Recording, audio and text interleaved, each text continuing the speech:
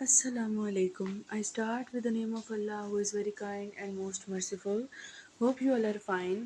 हम लोगों ने स्टार्ट किया हुआ था एटॉमिक स्ट्रक्चर वाला चैप्टर जिसमें आज हम डिस्कस करेंगे शेप्स ऑफ ऑर्बिटल्स के बारे में। ये जो शेप्स ऑफ एटॉमिक ऑर्बिटल्स होते हैं बेसिकली ये क्या होते हैं?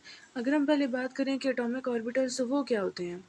Electrons can be thought of as occupying regions of a space called atomic orbitals. अब बेसिकली ये क्या है? जो इलेक्ट्रॉन्स होते हैं वो स्पेस में, ठीक है, स्पेस का जो रीजन होता है, ठीक है, वहाँ पे मतलब कुछ स्पेस के अंदर रीजन ऑक्यूपाई करते हैं, उसको मतलब जगह लेते हैं, वो हमारे पास होते हैं एटॉमिक ऑर्बिटल्स। ठीक है, उसके बाद जैसे हम पढ़ते हैं शेल्स, ठीक है, उससे मतलब शेल्स के अंदर सब शेल्स होते हैं, सब शेल्स के अंदर हमारे पास एटॉमिक ऑर्बिटल्स होते हैं। ठीक है, ये वो ऑर्बिटल्स हैं जो कि मतलब एक जगह ले लेते हैं। ठीक है, atomic orbitals represent a region of space where there is 95% probability of finding an electron. ये क्या है कि जो एटॉमिक ऑर्बिटल्स होते हैं वो हमारे पास रीजन में, मतलब वो जो स्पेस का एक रीजन होता है उसको रिप्रेजेंट करते हैं जहाँ पे मतलब इलेक्ट्रॉन फाइंड करने की जो प्रोबेबिलिटी होती है वो 95% होती है। Atomic orbitals can hold a maximum of 2 electrons, maximum उसमें 2 इलेक्ट्रॉन्स आते हैं। ठीक है, ऑपोजिट स्पिन्स के साथ पॉली एक्सक्लूजन प्रिंसिपल के अकॉर्डिंग हम ये प्रिंसिपल डिस्कस करेंगे कि ये क्या होता है और किस तरह इसमें ऑपोजिट स्पिन्स आती हैं। यहाँ पे मैंने आपको ये पिक शो की है जिसमें S orbital, D orbital, P orbital और एफ ऑर्बिटल्स हैं। ठीक है, जिस तरह सब शेल्स होते हैं इसी तरह ये ऑर्बिटल्स होते हैं और उनके ये नाम होते हैं। अब हम इनको भी डिस्कस करेंगे। अगर हम बात करें एस ऑर्बिटल की, तो एस ऑर्बिटल की अगर हम शेप देखें तो बेसिकली ये जो डार्क ब्लैक लाइंस नज़र आ रही हैं ये हमारे पास एक हम कह सकते हैं मैथ्स के अकॉर्डिंग एक कार्टेशियन प्लेन है। ठीक है, इसके अंदर हमारे पास एक्सिस बने हुए हैं। अब हमेशा मतलब क्या होता है कि केमिस्ट्री के अंदर हमारे पास जो एक्स एक्सिस होता है वो एक्स एक्सिस ही रहता है, लेकिन जो वाई एक्सिस होता है वो जेड एक्सिस बन जाता है, और जो एक रोटेटिंग लाइन जा रही होती है वो हमारे पास वाई एक्सिस बन जाती है। अब इस एस ऑर्बिटल के अंदर मतलब ये एक ऐसे किस्म का एटॉमिक ऑर्बिटल होता है जिसकी स्फेरिकल शेप होती है। देखिए ये गोल बना हुआ है, स्फेरिकल शेप है। ठीक है, उसके अलावा इसका सेंटर बिल्कुल न्यूक्लियस के साथ होता है। ठीक है, ये हमारे पास उस रीजन को रिप्रेजेंट करता है जहाँ पे इलेक्ट्रॉन पाया जाता है। सारे एस ऑर्बिटल्स के एंगुलर मोमेंटम जो क्वांटम नंबर्स होते हैं वो हमारे पास ज़ीरो होते हैं क्योंकि उनके अंदर 2 इलेक्ट्रॉन्स आते हैं ऑपोजिट स्पिन के साथ।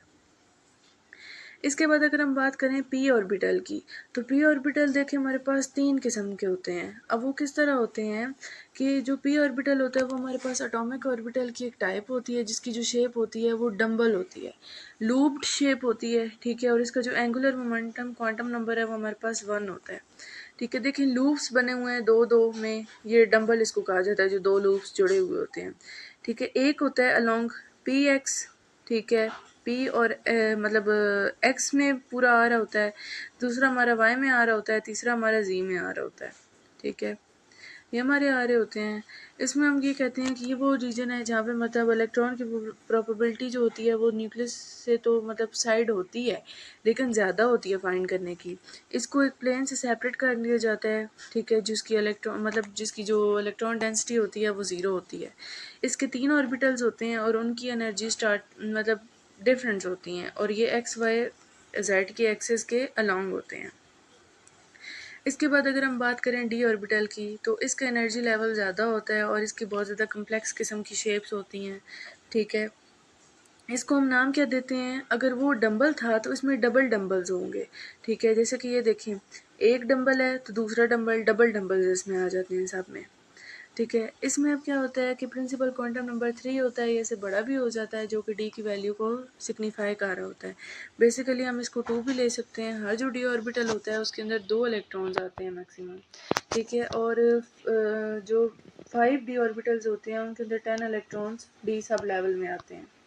अगर हम इसकी करेक्टरिस्टिक्स की बात करें तो डेजी लाइक फ्लावर जो होता है या 4 लीफ क्लोवर शेप हम इसको कह सकते हैं, जिसकी डंबल के हिसाब से डोनट या टॉरस की बनी हुई होती है। इसके नीचे ऑर्बिटल्स के नाम लिखे हुए हैं। इसकी इलेक्ट्रॉन कैपेसिटी मतलब ज़्यादा है इलेक्ट्रॉन्स को होल्ड करने की। और ये जो 5 ऑर्बिटल्स होते हैं ये एक मैक्सिमम फ्लावर की शेप में क्लोवर लीफ बना देते हैं।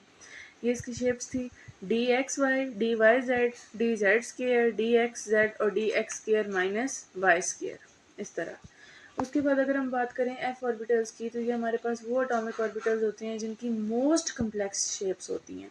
ठीक है, इनके अंदर 14 इलेक्ट्रॉन्स आते हैं। ये सबसे लार्जर सेट बनाते हैं एटॉमिक ऑर्बिटल्स का, और ये इलेक्ट्रॉनिक स्ट्रक्चर के अंदर हैवियर एलिमेंट्स के स्ट्रक्चर्स बनाते हैं और एक बहुत अहम किरदार अदा करते हैं। ये जो एफ ऑर्बिटल्स होती हैं इनकी कम्प्लेक्स शेप्स होती हैं, और ज़्यादातर इनमें जो प्रॉपर्टीज़ पाई जाती हैं वो लेंथेनाइड्स की और एक्टिनाइड्स की होती हैं। ठीक है, और बेसिकली ये उन्हीं एलिमेंट्स के बनाई जाती हैं और मोस्ट कॉम्प्लिकेटेड होती हैं। हम इनका नाम भी रख देते हैं कि हमारे पास कॉम्प्लिकेटेड होते हैं। ठीक है, ये स्पेक्ट्रल ओरिएंटेशन शो करते हैं इनकी होती है हमारे पास, और ये इसकी जो हमारे पास आ जाते हैं शेप्स, उनको मतलब लिखा गया है। अब यहाँ पे तो ये पावर्स की फॉर्म में दूसरी तरह लिखा गया है, तो समझना मुश्किल है, हम पिक्चर से इस चीज़ को समझेंगे। और दूसरा ये है कि इलेक्ट्रॉन्स की प्रोबेबिलिटी इसमें भी ज़्यादा होती है क्योंकि ये बहुत बड़ी जगह लेते हैं। यहाँ पे हम इसकी समझ सकते हैं। एक हमारे पास, हम नीचे से जाते हैं तो कि हम क्या कह सकते हैं।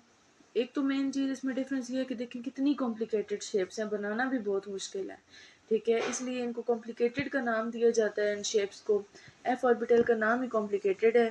ठीक है, इसका f x into x square minus 3y square, f y into x square minus z square, f x z square, f z cube, f y z square, f x y z, और f y into 3x square minus y square. ये हमारे पास f orbitals की shapes आज हमने discuss की इस lecture में, शेप्स ऑफ ऑर्बिटल्स। इसके बाद हम नेक्स्ट, जो मैंने फर्स्ट यहाँ पे एक टर्म यूज़ की थी, पॉलीज एक्सक्लूजन्स प्रिंसिपल, हम उसमें मतलब ऑर्बिटल्स के अंदर कौन से ऑपोजिट स्पिन्स के साथ प्रिंसिपल्स आते हैं हम उनको डिस्कस करेंगे, और इंशाल्लाह वो हमारे पास नेक्स्ट लेक्चर में होगा। अल्लाह।